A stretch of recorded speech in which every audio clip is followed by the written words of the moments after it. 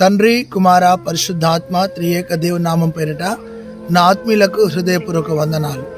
నా ఆత్మీయులారా, ప్రతిరోజు కొద్ది నిమిషాలు మెడగది యూట్యూబ్ ఛానల్ ద్వారా దేవుని వాక్యాన్ని మీకు అందించడానికి ప్రభు నాకు చూపిన అపారమైన కృపను బట్టి దేవునికి స్తోత్రం. ఈ దినము నేటి మన సందేశము యాసోను. ఆత్మీయులారా, యాసోను అనగా ఎవరు? యాసోను ఆత్మీయ జీవితంలో మనం నేర్చుకోవలసిన ముఖ్యమైన విషయాలు ఏమిటో మనం ధ్యానించుదాం. ఆత్మీయులారా, ఈ యాసోను అన్న వ్యక్తి అపోస్తుల కార్యం 17వ అధ్యాయంలో మనకు కనపడతాడు. యాసోను అన్న మాటకు స్వస్థత అనే అర్థం. దేవునికి స్తోత్రం. దేనికి స్వస్థత? అంతరంగానికి స్వస్థత. దేనికి స్వస్థత? నీ మనసుకు స్వస్థత. దేనికి స్వస్థత? నీ యొక్క శరీరానికి స్వస్థత. ఆత్మీయులారా, యాసోను అన్న వ్యక్తి ఒక యూదుడైన వ్యక్తి, నిష్ఠ ప్రతిష్ట కలిగిన వ్యక్తిగా ఉన్నాడు. యాసోను ఒక వ్యాపారవేత్త, చాలా ఉన్నతమైన ధనవంతుడు. దేవునికి స్తోత్రం. అతడు పౌలు యొక్క మాటలను విశ్వసించిన వాడుగా ఉన్నాడు. పౌలును ఒక రోల్ మోడల్, మాదిరికరంగా యాసోను పౌలును వెంబడించిన వ్యక్తిగా ఉన్నాడు. ఆత్మీయులారా, ఈ యొక్క యాసోను జీవితాన్ని మనము తొంగి చూస్తే చాలా విషయాలు మనం నేర్చుకోవచ్చు. కోటేశ్వరుడైన భక్తిగా బ్రతికినాడు. చాలా నిష్ఠ కలిగిన వ్యక్తి అయినా తన నిష్ఠను, తన పరిశుద్ధతను కాపాడుకొని ఒక మాదిరికరమైన జీవితం జీవించిన వ్యక్తి యాసోను. దేవునికి స్తోత్రం కలుగునుగాక. మొదటి మాటగా అపోస్తుల కార్యం 17వ అధ్యాయం 1వ వచనంలో ఈ యొక్క యాసోను తెస్సలోనిక పట్టణానికి చెందిన వ్యక్తిగా ఉన్నాడు. తెస్సలోనిక అన్న మాటకు ఓడరేవు అనే అర్థం. ఆత్మీయులారా, వ్యాపారాలు జరిగే స్థలము. అక్కడ ఇష్టానుసారంగా జీవించే వ్యక్తులు ఉంటారు. అలాంటి వ్యక్తులలో ఒక వ్యక్తి యాసోను. అతడు దేవుని యందు భయము కలిగిన వ్యక్తిగా ఉన్నాడు. వ్యాపారవేత్త అయినప్పటికీ, చాలా ఉన్నతమైన స్థితి ఉన్నప్పటికీ అతడు దేవుని యందు భయము భక్తి కలిగి బ్రతికినాడు. ధనము సమస్త కీడులకు మూలం. ధనం సంపాదించేవానికి సరిగా ప్రభు గుర్తుకు రాడు, మందిరము గుర్తుకు రాదు, విశ్వాసులు గుర్తుకు రారు, సేవకుడు గుర్తుకు రాడు. ఎందుకు అంటే వారు ధనము మీద మనసు పెట్టినారు. ఇతడు ఒక వ్యాపారవేత్త అయినప్పటికీ, ఇతడు ఒక ఉన్నతమైన హోదాలో ఉన్నప్పటికీ దేవుని యందు భయము భక్తి కలిగిన వ్యక్తి యాసోన్. దేవునికి స్తోత్రం కలుగునుగాక. ఈరోజు ధనవంతులను చూస్తే వారికి భయం ఉంటే భక్తి ఉండదు, భక్తి ఉంటే భయం ఉండదు. ఇతడు దేవుని యందు భయము భక్తి కలిగిన వ్యక్తి యాసోన్. ఆత్మీయులారా, నీకు ధనము కనపడగానే దైవాన్ని నువ్వు త్రోసివేస్తున్నావేమో, సహవాసానికి దూరం అవుతున్నావేమో. అయితే నీ ధనము కాదు ప్రాముఖ్యం, దైవమే ప్రాముఖ్యం. ఇతడు ధనము కంటే ఎక్కువగా దేవుణ్ణి ఆరాధించి దేవుని యందు భయభక్తులు కలిగిన వ్యక్తిగా ఉన్న ఒక యూదుడు, ఒక వ్యాపారవేత్త. దేవునికి స్తోత్రం కలుగునుగాక. రెండో విషయాన్ని చూస్తే ఆత్మీయులారా, అపోస్తుల కార్యం 17వ అధ్యాయము 6వ వచనములో సేవకులను తన ఇంట చేర్చుకున్న ఉత్తముడు. దైవజనులు నా ఇంట్లో ఉండాలి అని శ్రమల కాలంలో, కష్టాల సమయంలో, కన్నీటి సమయంలో, పోరాటాల సమయంలో, చాలా వ్యతిరేకమైన పరిస్థితులు సేవకులు ఎదుర్కొంటున్న సమయంలో సేవకులను తన ఇంట చేర్చుకున్న ఒక ఉత్తముడు. దేవునికి స్తోత్రం కలుగునుగాక. ఒక తెగింపు కలిగిన వ్యక్తి. అంతేకాదు, అతడు దేవుని సేవకుల కోసం ప్రాణాన్ని ప్రాణముగా అడ్డము పెట్టి సేవకులను బ్రతికించుకోవడానికి సేవకులను తన ఇంట చేర్చుకున్న వ్యక్తి యాసోను.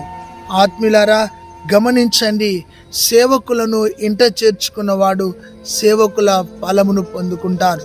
ప్రవక్తను ఇంట చేర్చుకున్నవాడు ప్రవక్త ఫలమును పొందుకుంటాడు. ఇతడు సేవకులను తన ఇంట చేర్చుకున్నాడు.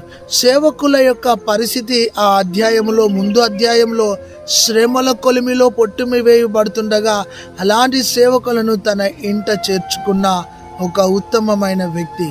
దేవునికి స్తోత్రం కలుగునుగాక. ఆలోచించండి. సేవకులను ప్రేమించిన వ్యక్తిగా ఉన్నాడు, సేవకులను గౌరవించిన వ్యక్తిగా ఉన్నాడు, సేవకులకు ఆతిథ్యం ఇచ్చిన వ్యక్తిగా ఉన్నాడు, సేవకుల కోసం తన ప్రాణాన్ని అడ్డుపెట్టిన వ్యక్తిగా ఉన్నాడు యాసోను. దేవునికి మహిమ కలుగునుగాక. ఇలాంటి విశ్వాసులు సంఘాలలో ఉంటే సేవకులు కాపాడబడతారు, సేవకులు ప్రశాంతంగా ఉంటారు, సేవకులు ప్రభు కోసము పరిగెత్తుతారు. అలాంటి ఆత్మీయత యాసోనులో ఉంది. ఇతడు తెసలోనిక పట్టణానికి చెందిన ఒక భయము భక్తి కలిగిన వ్యక్తిగా ఉన్నాడు. రెండోది, ఇతడు సేవకులను తన ఇంట చేర్చుకున్నాడు. దేవునికి స్తోత్రం. ఒక గనురాలను చూస్తే ఎలీషా ప్రవక్తను తన ఇంట చేర్చుకొని కోల్పోయిన తన కుమారుని పొందుకోలేదా? ఆలోచించండి. లూదియా తన ఇంట చేర్చుకొని తన కుటుంబాన్ని రక్షించుకోలేదా? మరియా మార్త యేసయ్యని ఇంట చేర్చుకొని కోల్పోయిన తన సహోదరిని పొందుకోలేదా? చెరసాల నాయకుడు తన ఇంట చేర్చుకొని తన కుటుంబానికి రక్షణను దేవుడు తనకు అనుగ్రహించలేదా? అంతేకాదు ఆత్మీయులారా, రాహాబు సేవకులను ఇంట చేర్చుకొని కృపలో తన జీవితం క్రీస్తు వంశావళిలో చేర్చబడలేదా? సేవకులను ఎవరైతే తన ఇంట చేర్చుకుంటారో వారి జీవితంలో ఉన్నతమైన ఆశీర్వాదాన్ని ప్రభు అనుగ్రహిస్తాడు. అలాంటి ఆత్మీయత కలిగిన యాసోను, దేవునికి స్తోత్రం కలుగునుగాక. అయితే ఈ యాసోను హెచ్చింపు లేని వ్యక్తి, తగ్గింపు స్వభావం గల వ్యక్తి, నమ్రత గల వ్యక్తి, నమ్మకమైన వ్యక్తి, మాదిరికరమైన వ్యక్తి, సేవకులను వెంబడించిన వ్యక్తి, సేవకులతో అంటగట్టబడిన వ్యక్తి, సేవకులను బహుగా ప్రేమించే వ్యక్తి, సేవ కోసము ఏ పని చేయడానికైనా సిద్ధంగా ఉన్న వ్యక్తి యాసోను. సేవే ప్రాణమని, సంఘమే ప్రాణమని, సేవకులే ప్రాణమని, దేవుని సేవే నాకు సర్వమని దేవుని సేవకులతో అంటకట్టబడి నిలిచిన వ్యక్తి యాసోను. దేవునికి స్తోత్రం. ఎంత ఆత్మీయత దేవుని బిడ్డ. వ్యాపారవేత్త అంటే బిజినెస్ మ్యాగ్నెట్. తన మనసు అంతా వ్యాపారం మీద ఉండాలి, కానీ తన మనసు సేవకుల మీద, తన మనసు సేవ మీద ఉంది. ఎంత గొప్ప విశ్వాసం. ఆలోచించండి. నీకు ధనము కనబడితే ఆ ఆదివారం నువ్వు మందిరానికి రావు. ధనము కనబడితే నువ్వు దేవునికి దూరంగా జీవిస్తావు. ఎందుకో నువ్వు జీవన వ్యాపారంలో చిక్కుకొని పోయి సంపాదన మీద పడి ఆత్మీయతను కోల్పోయి ఎండిపోయిన విశ్వాసిగా ఉన్నావేమో, వాడిపోతున్న విశ్వాసిగా ఉన్నావేమో. నీ జీవితాన్ని సరిదిద్దుకో. ఈరోజు యాసోను వలె నువ్వు నీ సేవకులను ఇంట చేర్చుకో అని ప్రభు నీతో మాట్లాడుతున్నాడు. దేవునికి స్తోత్రం కలుగునుగాక. ఒకరోజు ఒక వ్యక్తి చనిపోవడానికి ప్రయత్నం చేస్తున్నాడు. ఇది వాస్తవ సంఘటన. అతనికి సేవకుడు గుర్తుకొచ్చాడు. ఆ రోజు అతడు తన పిల్లలను తీసుకొని సేవకుని ఇంటికి వెళ్ళాడు. ఆ సేవకునితో తను మాట్లాడుతుండగా తన యథార్థ స్థితిని ఆ రోజు సేవకునితో ఒప్పుకున్నప్పుడు ఆ రాత్రి సేవకుడు ప్రార్థించగా, దేవునికి స్తోత్రం కలుగునుగాక, ఉదయకాలం తన మనసు మార్చుకొని తన జీవితాన్ని దేవునికి అప్పగించుకొనగా తనకున్న సమస్యలన్నిటిలో నుండి 6 నెలలలో తను విడుదల పొందుకున్నాడు. ఎందుకు ఈ మాట చెప్తున్నానంటే, సేవకుని ఇంట చేర్చుకుంటే నీ ఆత్మీయ జీవితంలో మేలులు పొందుకుంటావు. మూడో విషయాన్ని చూస్తే ఆత్మీయులారా, అపోస్తుల కార్యం 17వ అధ్యాయం 6వ వచనంలో సేవకులను ఇంట చేర్చుకుంటే తనను ఈడ్చుకొని సావడికి అంగడి దగ్గరికి వెళ్ళినారు. ఎవరిని ఈడ్చుకొని వెళ్ళినారు అంటే, ఈ యొక్క యాసోను సేవకులను ఇంట చేర్చుకున్నాడని తెలిసినప్పుడు యాసోనును ఈడ్చుకొని వెళ్ళినారంట. దేవునికి స్తోత్రం. నిందల మధ్యలో నిజాయితీగా బ్రతికిన వ్యక్తి, సేవకుల పక్షాన నిలబడిన వ్యక్తి, సేవ పక్షాన నిలబడిన వ్యక్తి, నిందలను ఆయన అవమానాలను సహించిన వ్యక్తిగా ఉన్నాడు. గమనించండి. సేవ కోసం తను కొట్టబడ్డ సంగతి, సేవ కోసం తను ఈడవబడ్డాడు. అయినా కానీ శ్రమలలో సంఘముతో నిలిచిన వ్యక్తి, శ్రమలలో నిందలలో సేవకునితో నిలిచిన వ్యక్తి, అపశృతులు ఎదురైన, ఆటంకాలు ఎదురైన సేవకులను కట్టబెట్టుకొని సేవకులను అంటగట్టుకొని జీవించిన వ్యక్తి యాసోను. ఆత్మీయులారా, అతన్ని ఈడ్చుకొని సావడి దగ్గరికి అంగడిలోనికి తీసుకొని వచ్చిన అతడు కృంగిపోలేదు, నిరాశపడలేదు. క్రీస్తు కోసం శ్రమలు సహించిన వ్యక్తి, సేవకుల కోసం శ్రమలు సహించిన వ్యక్తి యాసోను. దేవునికి మహిమ కలుగును గాక. యాసోను లాంటి మనసు నీకుందా? యాసోను లాంటి ఆత్మీయత నీకుందా? యాసోను లాంటి భక్తి నీకుందా? యాసోను లాంటి ఓర్పు నిజాయితీ నీకుందా? యాసోను లాంటి నమ్మకం నీకుందా? యాసోను లాంటి తగ్గింపు నీకుందా? యాసోను లాంటి మంచి మనసు నీకుందా? గమనించు, అతడు శ్రమల కొలిమిలో, నిందల్లో ఈడవబడుతున్న సేవ కోసం బ్రతికిన వ్యక్తి యాసోను.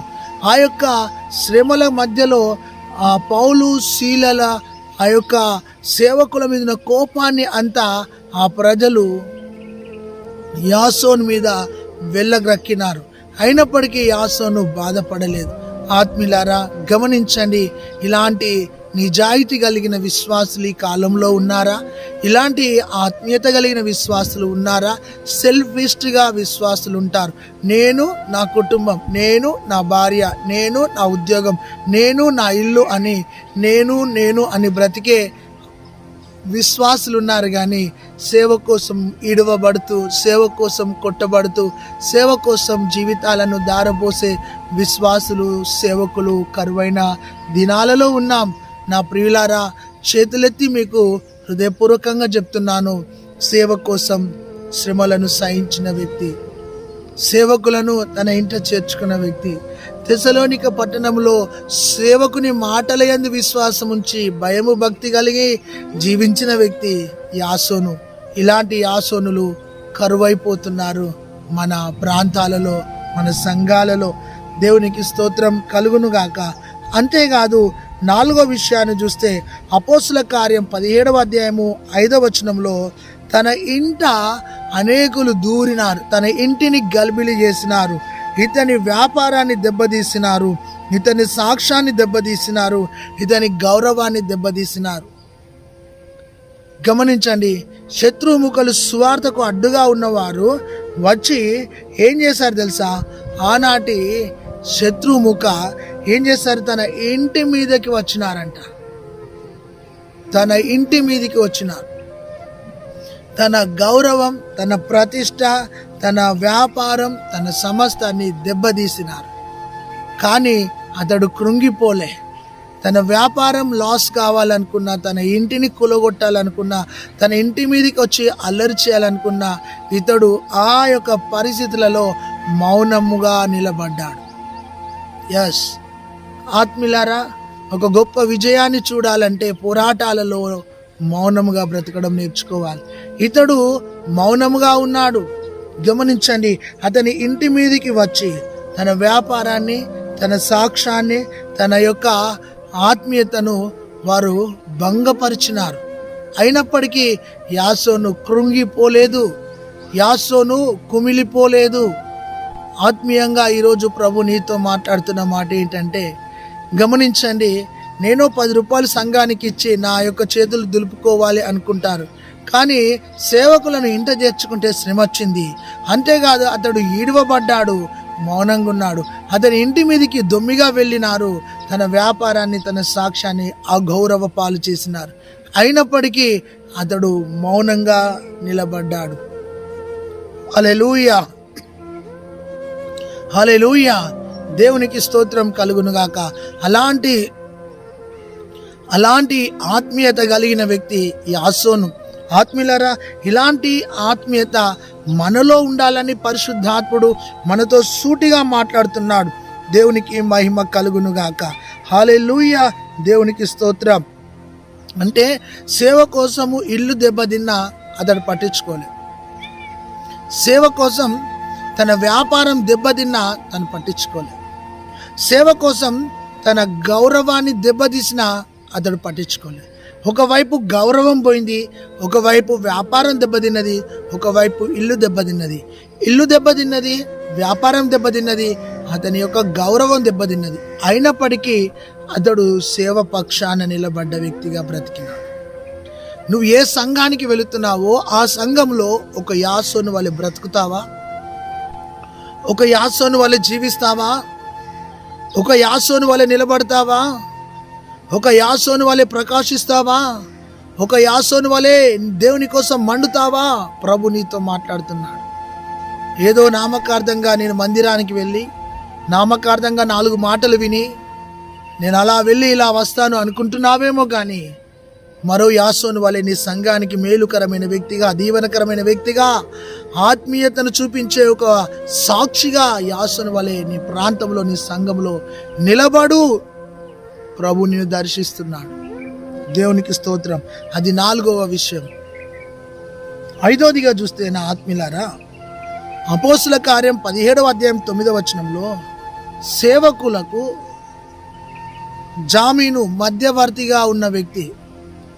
ఈ సేవకులను సువార్త ప్రకటిస్తే పట్టుకొని వెళ్ళి చెరలో వేస్తే ఇతని ఇంటి కాగితాలు పెట్టి, ఇతని వ్యాపార కాగితాలు పెట్టి పౌలును సీలను కొన్ని సమయాలలో విడిపించిన వ్యక్తిగా ఉన్నాడు. జమనాతుదారుడిగా ఉన్నాడు. అంటే సేవకుని కాపాడడానికి తన జీవితాన్ని జామీనుగా పెట్టినాడు. తన ఆస్తిని పెట్టి జమనాతు పడి వారిని విడిపించినాడు. అంటే నా ఆస్తి కంటే, నా వ్యాపారం కంటే, నా ఇంటి కంటే, నా ప్రాపర్టీ కంటే నా సేవకులే గొప్ప, నా సేవకుడే గొప్ప అని సేవకుల కోసము జమనాతిదారుడిగా, మధ్యవర్తిగా జామీను పడిన వ్యక్తి యాసోను. నీకున్న ఆస్తిని చూసుకొని మురుస్తున్నావు, నీకున్న అంతస్తుని చూసుకొని భంగపడుతున్నావు, కానీ ఇతడు పౌలు కోసం తన ప్రాపర్టీని జమనాథ్గా పెట్టినాడంట. నీకుందా అంత దమ్ము, నీకుందా అంత ధైర్యం, నీకుందా అంత త్యాగం, నీకుందా అలాంటి సమర్పణ, నీకుందా అలాంటి వైరాగ్యం, నీకుందా అలాంటి పోరాటం, తృష్ణ? తన సమస్తాన్ని పెట్టి సేవకులను బయటికి తీసుకొచ్చాడు. ఎందుకు తెలుసా? సువార్త ప్రకటించబడాలి, ఆత్మలు రక్షించబడాలి, సంఘాలు కట్టబడాలి, సేవకుడు వాడబడాలి, సేవకుడు సువార్త ప్రకటించాలి అని తన యొక్క సమస్తాన్ని జమనాథ్గా పెట్టి ప్రజలను, సేవకులను బయటికి తీసుకొచ్చాడు. ఆత్మీయులారా గమనించండి, ఎంత గొప్ప ఆత్మీయత! పౌలు జీవితంలో మరచిపోని వ్యక్తిగా ఉన్నాడు. పౌలు జీవితంలో వెన్నెముక వలె ఉన్నాడు. పౌలు జీవితంలో సువార్త ప్రకటించడానికి చేదోడు వాదోడుగా నిలబడ్డ వ్యక్తి యాసోను. ఆత్మీయులారా, ఒక సేవకునికి లిఫ్ట్ ఇచ్చే వ్యక్తిగా నువ్వు బ్రతుకు. ఒక సంఘానికి బ్యాక్ బోన్గా నువ్వు బ్రతుకు. ఒక సంఘానికి ఆత్మీయంగా సహాయం చేసే వ్యక్తిగా బ్రతుకు. కానీ వెళ్ళే సంఘంలో చుచ్చులు పెట్టి సేవకుని ఎదుట పోజులు కొట్టి సేవకుని కోసం వ్యతిరేకంగా మాట్లాడే వ్యక్తిగా జీవించకు. ఈరోజు ప్రభు నీతో చెప్తున్న మాట, ఇతడు యాసోను తన సమస్తాన్ని జమనాథ్గా పెట్టి సేవకులను విడిపించిన వ్యక్తిగా ఉన్నాడు.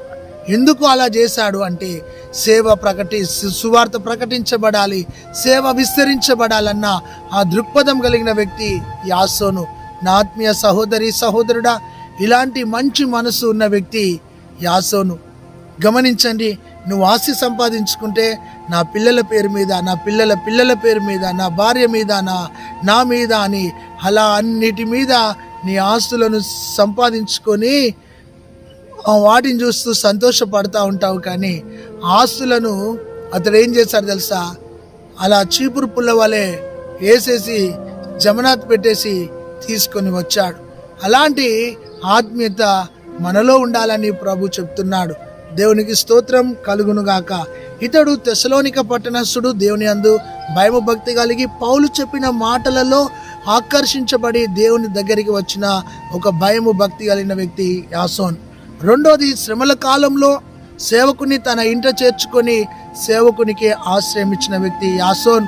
మూడోది, ఇతడు శ్రమల కాలములో సేవకులను పక్ష నిలబడితే నిందలు అవమానాలు అనుభవించిన వ్యక్తి యాసోను. అంతేకాదు, ఇతడు తన ఇంటి మీదకి వచ్చి తన సాక్ష్యాన్ని పాడు చేసి, తన ఇంటిని పాడు చేసి, తన వ్యాపారాన్ని పాడు చేసిన మౌనంగా దేవుని కోసం నిలబడ్డ వ్యక్తి యాసోను. అంతేకాదు, ఐదోది, ఇతడు జమనాథదారుడిగా ఉండి సేవకులను విడిపించిన వ్యక్తి యాసోను. ఆరోదిగా ఆత్మీయులారా, రోమపత్రిక 16:21లో ఈ పౌలుకు బంధువుగా ఉన్నాడు, పౌలుకు బంధుత్వంలో ఉన్నాడు. గమనించండి, అంటే బంధువుగా ఉన్నంత మాత్రాన అతడు ఇలాంటివి చేశాడని కాదు. బంధువే, కానీ బంధువు కంటే ఆత్మీయ బంధుత్వాన్ని ఎక్కువగా పెంపొందింపజేసుకున్న వ్యక్తి యాసోను. దేవునికి స్తోత్రం. కొన్ని సంఘాలలో భౌతిక బంధాలు ఉంటాయి. ఆ భౌతిక బంధాలు ఉండడం ద్వారా సంఘం దెబ్బతింటది. గుర్తుపెట్టుకోండి, ఏ సంఘంలోనైతే భౌతిక బంధుత్వం ఉంటుందో ఆ భౌతిక బంధుత్వం ద్వారా ఆత్మీయ వాతావరణం దెబ్బతింటది. అయితే ఇతడు బంధువుగా ఉన్నాడు, కానీ బంధుత్వం కంటే ఆత్మీయ బంధుత్వానికి ఎక్కువగా ప్రియారిటీనిచ్చి పౌలును కాపాడుకుంటూ వెళ్ళిన వ్యక్తి, పౌలును బ్యాక్ బోన్గా ఉండి బలపరుస్తూ ఉన్న వ్యక్తి, పౌలు సేవకు ఆర్థికంగా సహాయం చేస్తున్న వ్యక్తి, పౌలు యొక్క ప్రయాణాలలో చేదోడు వాదోడుగా ఉన్న వ్యక్తి, బంధువు అయినప్పటికీ తను సేవకుని ఎంతగానో గౌరవించిన వ్యక్తి, సేవకునికి లోబడ్డ వ్యక్తి, సేవకుని ప్రేమించిన వ్యక్తి, సేవకునికి సహకరించిన వ్యక్తి, సేవకునికి సహాయం చేసిన వ్యక్తి యాసోను. నా ఆత్మీయులారా గమనించండి, సేవకుడు ఆత్మీయంగా దీవించబడాలి అని కోరుకున్న వ్యక్తి యాసోను. అతడు పౌలు యొక్క బంధువుగా ఉన్నాడు. దేవునికి స్తోత్రం కలుగునుగాక. హల్లెలూయా. దేవునికి స్తోత్రం. ఫలానా సేవకుడు నా బంధువు అని చెప్తావు, కానీ ఆ సేవకునికి నా ద్వారా ఎంత సహాయం చేశానని నువ్వు చెప్పగలుగుతావా? ఇతడు బంధువే. తన ఇంటిని సైతం, తన వ్యాపారాన్ని సైతం, తన సమస్తాన్ని జమనాతిగా పెట్టి పౌలును బయటికి తీసుకొచ్చి పౌలు ద్వారా ఘనమైన పరిచర్య చేయించిన వ్యక్తి యాసోను. ఆత్మీయులారా, యాసోను లాంటి ఆత్మీయత, యాసోను లాంటి భక్తి నేటి దినాలలో కరువైపోయింది. వాక్యం వింటావు, వాక్యానికి లోబడవు, ప్రార్థనకు వస్తావు, ధ్యానంలో ఉంటావు. అయితే ఈరోజు దేవుడు సూటిగా నీతో మాట్లాడుతున్నాడు. ఈ వాక్యాన్ని వీక్షిస్తున్న సహోదరుడా, సహోదరి, నువ్వు ఎంతకాలం నామకార్థ క్రైస్తవ్యంలో ఉంటావు, నామకార్థంగా జీవిస్తావు? ఈ రోజున నీ ఇల్లును దేవుని సేవకు, నీ సమస్తాన్ని దేవుని సేవకు, నన్ను నేనుగా దేవుని సేవకు సమర్పించుకుంటానని ఒక గొప్ప తీర్మానం తీసుకో. గొప్ప తీర్మానంతోని దేవుని కోసం నిలబడు. దేవా, నేనున్నాను ప్రభా, నన్ను వాడుకో ప్రభా అని అడగాలని ప్రభు నీతో మాట్లాడుతున్నాడు. అంతేకాదు, శ్రమల కాలంలో అపోస్తుల కార్యం 17వ అధ్యాయం 10వ వచనంలో పౌలును సీలను బెరయాకు పంపినాడు. తన ప్రాణములను కాపాడిన వ్యక్తి, సేవకుల ప్రాణమును కాపాడిన వ్యక్తి యాసోను. అంటే తన మనసంతా సేవ, తన మనసంతా సంఘం, తన మనసంతా సేవకులు. ఎంత మంచి మనసు అండి! సేవకుడు చుట్టే తన మనసు, సంఘం చుట్టే తన మనసు, సేవ చుట్టే తన మనసు. మరి అంత గొప్ప వ్యాపారవేత్త అయినప్పటికీ ఆ వ్యాపారం కంటే ఎక్కువగా సేవను ప్రేమించిన వ్యక్తి. నీ ఆత్మీయ జీవితంలో చూడండి, శ్రమల కొలిమిలో సేవకులతో నిలబడమే కాదు, ఆ యొక్క పౌలును సీలను శ్రమలలో తప్పించి బెరయాకు పంపినాడు. అక్కడ కొంతకాలం మీరు జీవించండి. ఎందుకు? పరిస్థితులు ఇక్కడ బాగలేవు కాబట్టి శ్రమలు మేము అనుభవిస్తాం, శ్రమలలో మేము కొట్టబడతాం, శ్రమలలో మేము అవమానించబడతాం, మేము అన్ని కోల్పోయినా, ఒకవేళ మేము పోయినా పర్వాలే, కానీ మీరు సేవకులు కాబట్టి మీరు మీ ప్రాణాలు కాపాడబడాలి. నేను పోతే నాలాంటి వాడిని మీరు తయారు చేస్తారు, కానీ ఒకవేళ మీరు పోతే సేవ కుట్టుబడుతుంది అని చెప్పి ప్రాణానికి ప్రాణం అడ్డుపెట్టిన వ్యక్తి యాసోన్. తెగింపు కలిగిన వ్యక్తి యాసోన్. దేవుని కోసం నిలబడ్డ వ్యక్తి యాసోన్. ఒక రోషం కలిగిన వ్యక్తి, పౌరుషం కలిగిన వ్యక్తి యాసోన్. ఆత్మీయులారా, ఈరోజు నీ రోషం చచ్చిపోయింది, నీ పౌరుషం చచ్చిపోయింది, నీ నీతి చచ్చిపోయింది, నీ భక్తి చచ్చిపోయింది, నీ పరిశుద్ధత చచ్చిపోయింది. ఒక నామకార్థ క్రైస్తవునిగా ఎండిపోయిన స్థితిలో, వాడిపోయిన స్థితిలో ఏదో ఆదివారము అలా వెళ్ళి ఇలా వస్తున్నావు, కానీ నీ ఆత్మీయ జీవితంలో ఏది నీ సమర్పణ, ఏది నీ ఆత్మీయత? దేవుని యందు భయభక్తులు కలిగిన ఒక ధనవంతుడు అతడు, ఒక వ్యాపారవేత్త అతడు, సేవకులను తన ఇంట చేర్చుకున్న మహనీయుడు అతడు, సేవకుల కోసం శ్రమలను అనుభవించిన గొప్ప వ్యక్తి, సేవకుల కోసం ఈడవబడ్డ, మౌనంగా నిలబడ్డ వ్యక్తి, సేవకులకు జమనాథుగా నిలబడ్డ వ్యక్తి. ఎంత గొప్ప లక్షణాలు ఉన్నాయి! దేవునికి స్తోత్రం. అయితే సేవే తన ప్రాణమని, సంఘమే తన ప్రాణమని, సేవకులను కాపాడమే తన బాధ్యత, తన ప్రాణమని నిలబడిన యాసోను వలె నువ్వు జీవిస్తావా? నీవే జీవిస్తావా? నువ్వు సంపాదించింది నీ పిల్లలకని ముడులు వేస్తూ బ్రతుకుతున్నావే. తన ఇంటిని సైతం, ఇంటి కాగితాలను సైతం, తన సమస్తాన్ని జమనాథుగా పెట్టి సేవకులను విడిపించిన వ్యక్తి, షూరిటీగా నిలబడ్డ వ్యక్తి, ఆత్మీయులారా మధ్యవర్తిగా నిలబడ్డ వ్యక్తి యాసోన్. చూడండి, ఇహలోకంలో సంపాదించిన ఇవన్నీ వెళ్ళిపోయినా పోనీ, కానీ దేవుని సేవ ఆగద్దు అన్న ఒక నిశ్చయత కలిగిన వ్యక్తి యాసోన్. యాసోనులు కరువైపోయి రాజకీయం ఎక్కువైపోయింది. ఈ రోజున ఒక గద్దింపు మాట సేవకుడు నిన్ను మాట్లాడితే ఆ 2 వారాలు మందిరానికే రావు. నీ ఆత్మీయ జీవితంలో దేవునికి దూరమవుతున్నావేమో, సంఘానికి దూరమవుతున్నావేమో, వాక్యానికి దూరమవుతున్నావేమో, సహవాసానికి దూరమవుతున్నావేమో, ప్రార్థన జీవితానికి దూరమవుతున్నావేమో. ఒకసారి వెనుకకు తిరిగి చూసుకో. ప్రభువా, యాసోను లాంటి ఆత్మీయత నాకు దయచేయి, యాసోను లాంటి భక్తి నాకు దయచేయి, యాసోను లాంటి జీవితాన్ని నాకు దయచేయి. మరో యాసోను వల్ల నేను బ్రతుకుతా ప్రభు అని ఒక మంచి తీర్మానం తీసుకో. ప్రభు నిన్ను దర్శిస్తుండగా ఈరోజు నిన్ను నీవుగా దేవునికి సమర్పించుకో. యాసోను చనిపోయేంత వరకు ఒక నమ్మకమైన వ్యక్తిగా, ఒక యథార్థమైన వ్యక్తిగా, ఒక నీతి కలిగిన వ్యక్తిగా, ఒక భక్తి కలిగిన వ్యక్తిగా, సహాయం చేసే వ్యక్తిగా, సేవకులకు అడ్డుగా, ప్రాణాలకు అడ్డుగా నిలబడ్డ వ్యక్తిగా, సేవను ఆదుకున్న వ్యక్తిగా, సర్వం కోల్పోయిన సేవకులను నిలబెట్టుకున్న వ్యక్తిగా ఉన్నాడు. అలాంటి ఆత్మీయత నీలో కరువైపోయిందేమో, నీలో అడుగంటిపోయిందేమో. ఈరోజైనా లేచి నిలబడు. అసలు సంఘానికి వెళుతున్నావా? సంఘంతో అంటగట్టబడ్డావా? సేవకునితో సహవాసం చేస్తున్నావా? సేవకునితో నిలబడుతున్నావా? ఏంటి లోకంలో కలిసిపోయినావు? నీలో లోకం వచ్చేసింది, పాపం వచ్చేసింది, శరీర క్రియలు వచ్చేసినాయి. వాటిని విడిచిపెట్టి ఈరోజు దేవుని సన్నిధికి రా.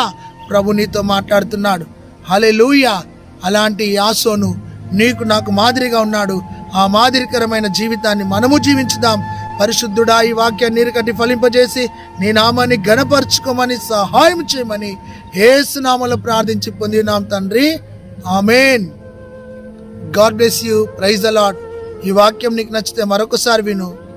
ఈ వాక్యాన్ని నెమరు వేసుకో. ఒక యాసోను వలె బ్రతుకు. ఈ వాక్యం నచ్చితే చక్కటి కామెంట్ పెట్టండి. మేడగది సహవాసం అనే యూట్యూబ్ ఛానల్ సబ్స్క్రైబ్ చేసుకో. God bless you. ఆమేన్.